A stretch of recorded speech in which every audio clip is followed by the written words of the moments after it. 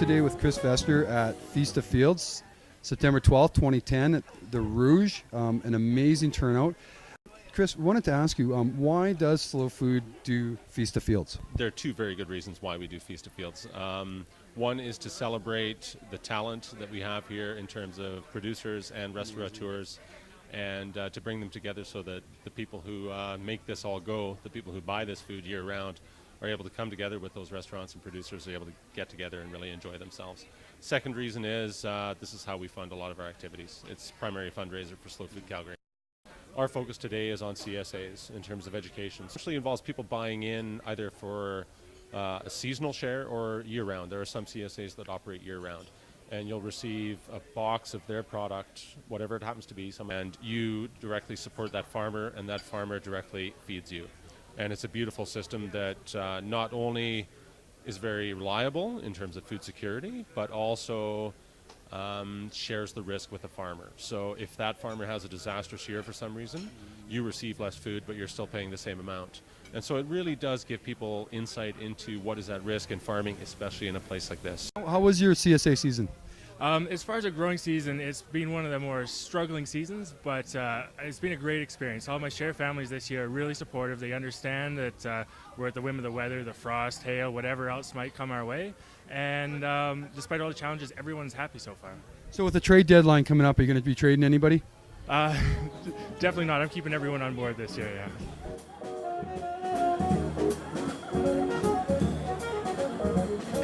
I fell in love with it. I thought it was a great event that brought in the right people that really enjoy food and people that love wine, and it's just really a celebration of, you know, local farmers and sourcing things locally.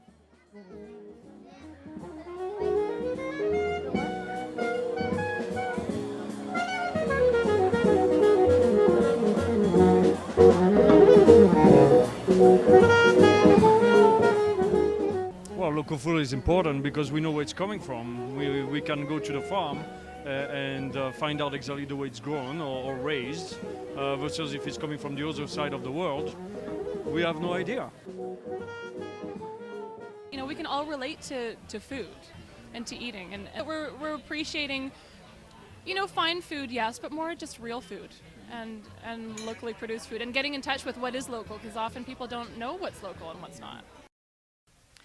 Well, my parents started the first organic orchard in Alberta back in the 90s, and then my dad, looked at all the fruit after the U-pickers were done and thought, you know, this is a waste. What can you do? Each of our wines is a single plant or fruit variety. They're not blends.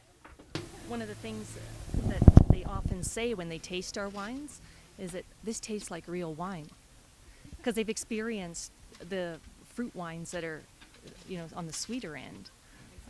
And even our honey wine is considered a dry mead.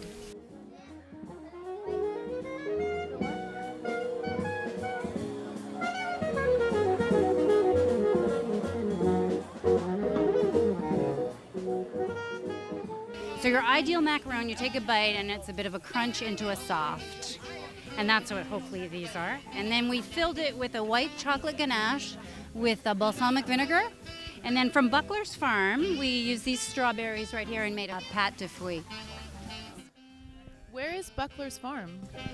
North of Cochrane.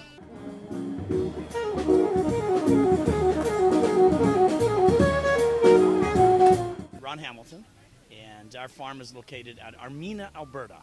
So we're basically grow poultry. That's chickens, turkeys, ducks, beef, pork.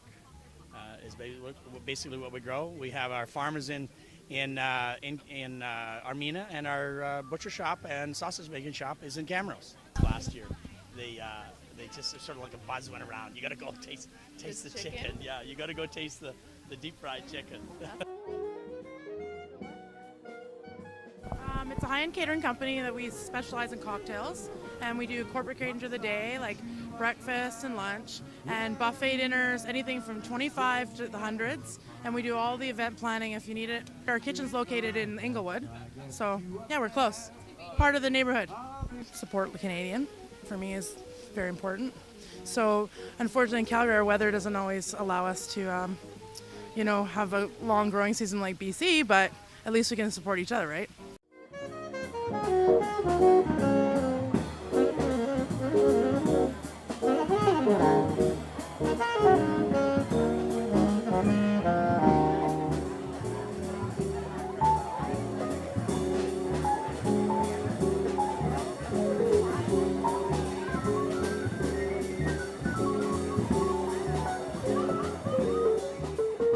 we're a small business, and it's a way of meeting other people, other small businesses in town, and also connecting with some of the local people that make such wonderful products. I mean, we're just meeting the people from Shinnecock and Chinook Farms, and they make this beautiful mead and beautiful honey.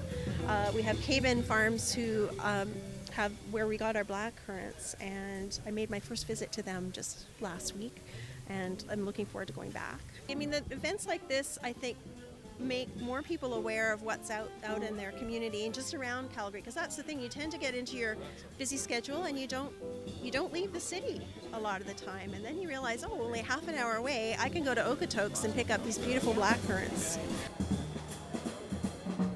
Next year, any changes for next year? Well, every year we try to attract some new young chefs and give them some exposure. So every year, we have some core folks like River Cafe, Brava Bistro, real strong chefs that anchor it for us, but we try to give young chefs some exposure.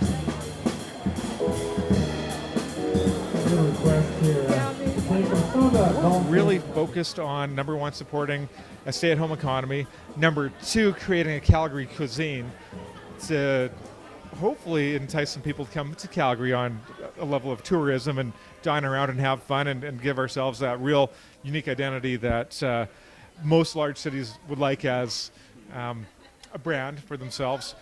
And why don't we just do it together? Sorry.